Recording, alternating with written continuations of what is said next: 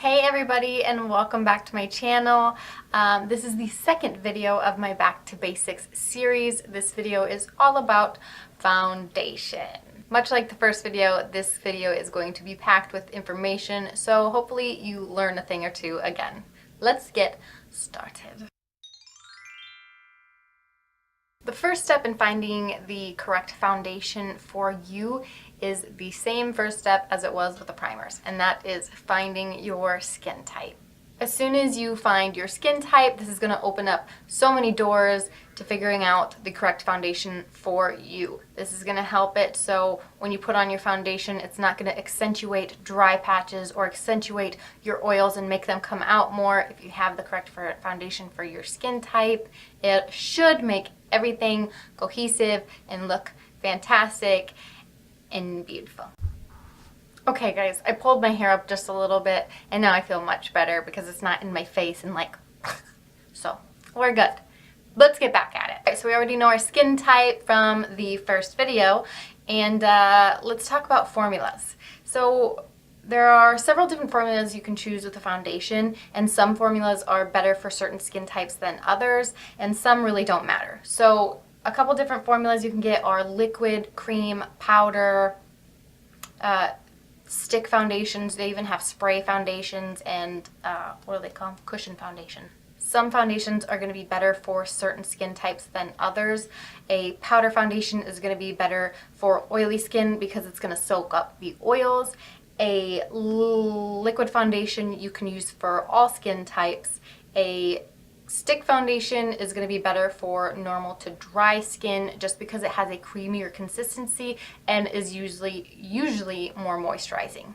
Liquid foundation is the most common type of formula you're going to find, and with liquid foundations you can really find a liquid foundation for any skin type.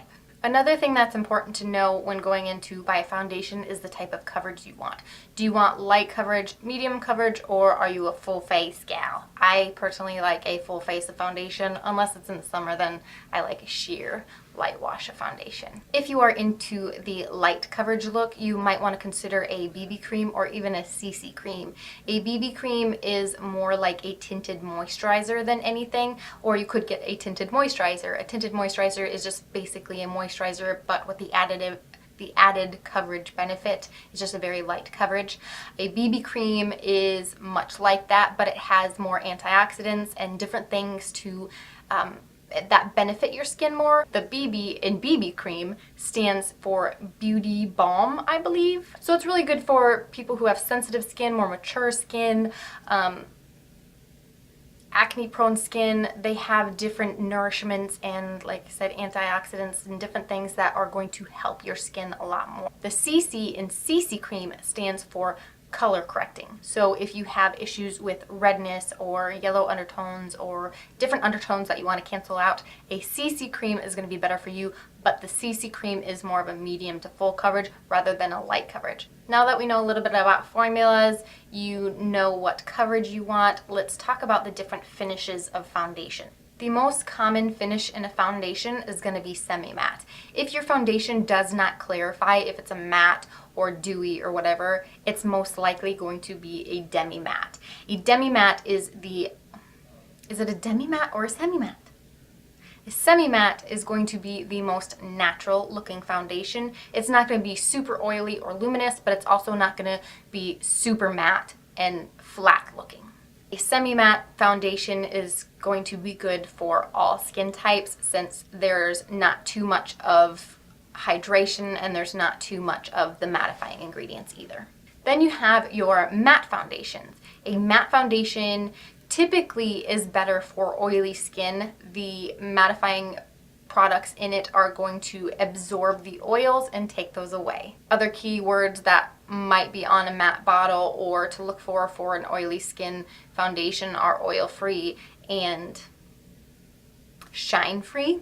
If you do like the look of a mattifying foundation but you have dry skin, you can still find a mattifying foundation for you. They do make foundations that are matte that have moisturizing properties in them. So just keep your eyes out. Another type of formula you could look out for is luminous or dewy finishes. These types of foundations are more suited for dry skin. These foundations are going to bring more hydration to your face, a little more glow, luminosity, and dewiness. It's in the name. All right, so we've talked about formulas, coverage, finishes. That's what we talked about. What do we know? What did I teach you? Did I teach you things? What do we know? Now that we have all that information in mind, and you know keywords to look for in a foundation, what types to look for, what formulas to look for that are going to suit you better, you can start researching a foundation for you. Now, before going in and purchasing a new foundation, I highly recommend looking into and researching at least 3 different foundations that are going to suit you. If you have foundations in mind before you go to the store, you're not going to be going in so blindsided. And this has happened to me before, where I have gone into a store not knowing anything about foundations for dry skin, and I just asked a worker to point me to a good dry skin foundation, and she actually ended up giving me a foundation for oily skin. So as long as you do your own research, you're going to be a step ahead. The 2 stores that I recommend going into to purchase a foundation are Ulta and Sephora. This way, if a foundation doesn't work for you for some reason, you can return it, and also you can try on the foundations in store. And that's what we're going to get to next. We're going to get into color matching. Here are some tips on how to find the correct shade for you. Come into the store with no makeup on. Now, I know this isn't always going to be the easiest thing because you may come in after work or in a day that you weren't planning on going and you've already got your makeup done. So I know it's not always doable, which is fine because you can wipe off a little bit where you're going to swatch the foundation. Do not hesitate to ask a worker for help if they're not already helping you. They know where to swatch it, how to swatch it.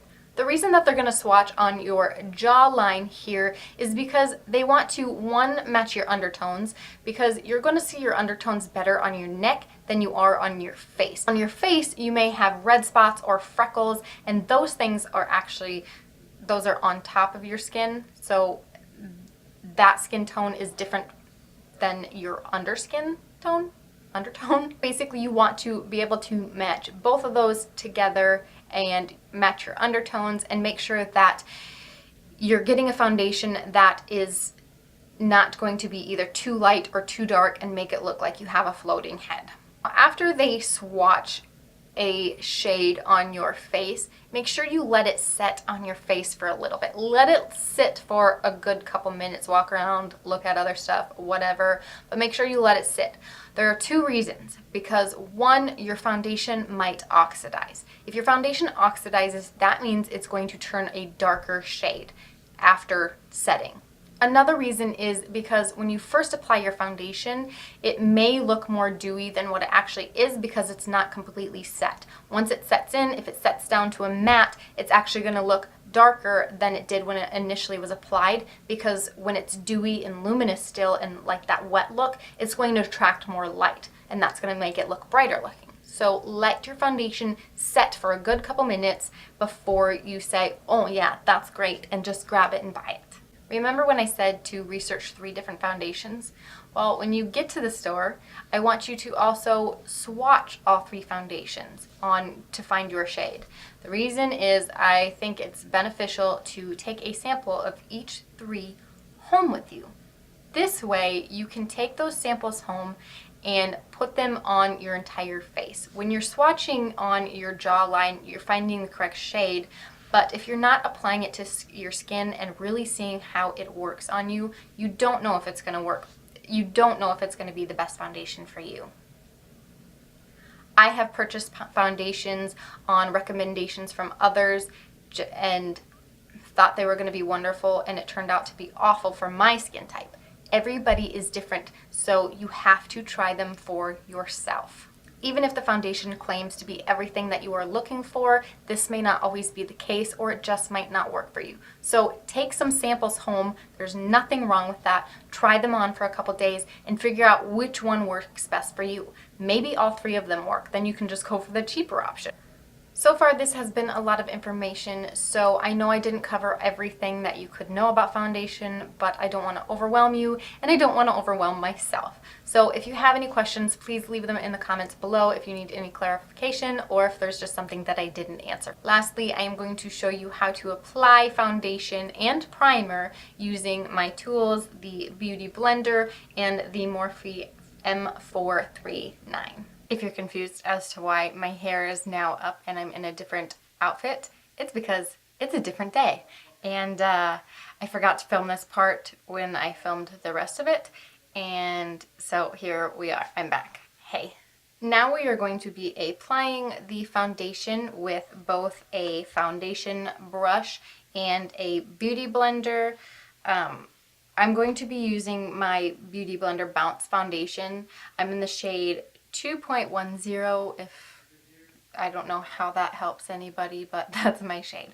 So the first thing I'm going to do with this one, when I pump it, it pumps directly into the case here. So I'm just going to pump a couple squirts.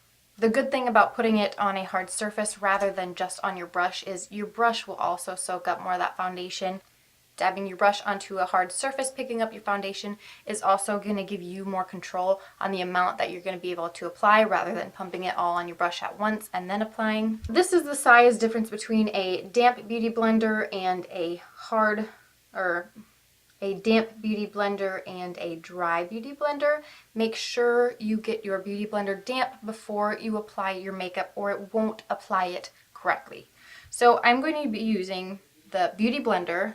The other one that I recommend is the Real Techniques Beauty Sponge. For the brush, I am going to be using the Morphe M439. This is a short, densely packed buffing brush. Before we can apply foundation, we have to prep the skin. I'm going to first go in with a moisturizer. This one is by Clinique. It's just one that I've been testing out for a little bit.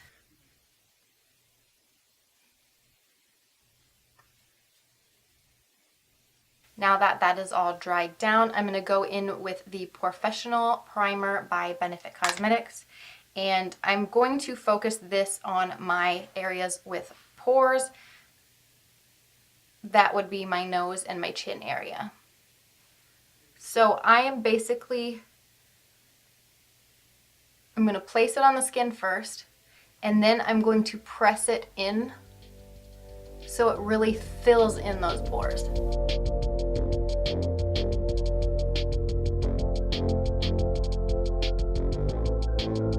The second primer I'm going to use is the Cover FX Blurring Primer. The rest of the face I just want to have more of a show. The rest of the face I want to have more of a photoshopped, blurred out look. So I am just going to put a small amount on my fingers and then place it everywhere that I didn't put the pore primer.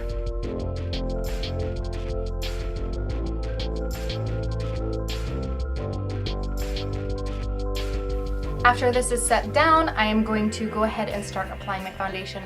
First, I'm going to go in with the Beauty Blender. We're going to do this side with the Beauty Blender. So I'm going to take the fat edge of this. That's just a preference on how you use yours, but I'm going to dab it into the foundation. And then with a Beauty Blender, you just pounce all over the face. You do not rub it because that's going to make your foundation skip. The Beauty Blender is meant to be bounced. So that is the application with the Beauty Blender. The most important things to know about this are to just make sure your Beauty Blender is damp and to pounce and not drag. If you drag it, it's going to skip over the skin and it's not going to apply it correctly. So damp and bounce. Now on the other side of my face, I'm going to be using the Morphe M439. I'm going to be doing the same thing, just taking the brush and dabbing it into the foundation. And then first I'm going to pat it all over my face just so I get more of an even distribution. And then I'm going to buff it.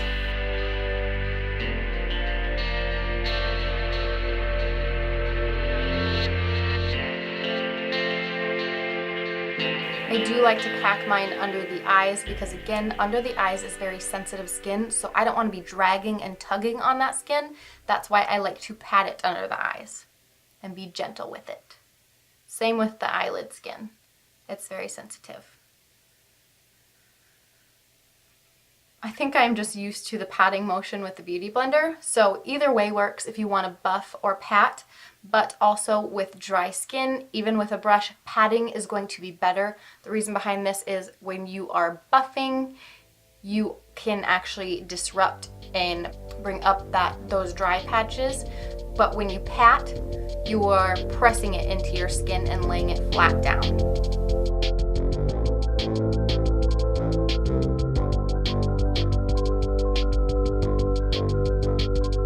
So that is how I apply with both the brush and the Beauty Blender. If you want to build up your foundation, just avoid the under eye area where you're going to apply your concealer. If you put on too much foundation under the eyes and then try to top with concealer and then powders and everything else, then you can tend to get way too cakey. Personally, with this foundation, I like the way it applies with the Beauty Blender better, but this is the Beauty Blender foundation, so it is made to apply with the Beauty Blender. Keep in mind, some foundations are better to use with certain tools. That is how I apply my foundation, using a Beauty Blender or Beauty Sponge and a foundation brush. Again, there are other tools you can use. These are just my favorites, so do what works best for you. Thank you very much for watching this video. I hope you learned a thing or two. Let me know if you learned anything new in the comments below, or what you would like to see next. Don't forget to give this video a thumbs up if you liked it, and please subscribe to my channel. I love having you here, and I love teaching you stuff. So hope you all have a good day. Bye!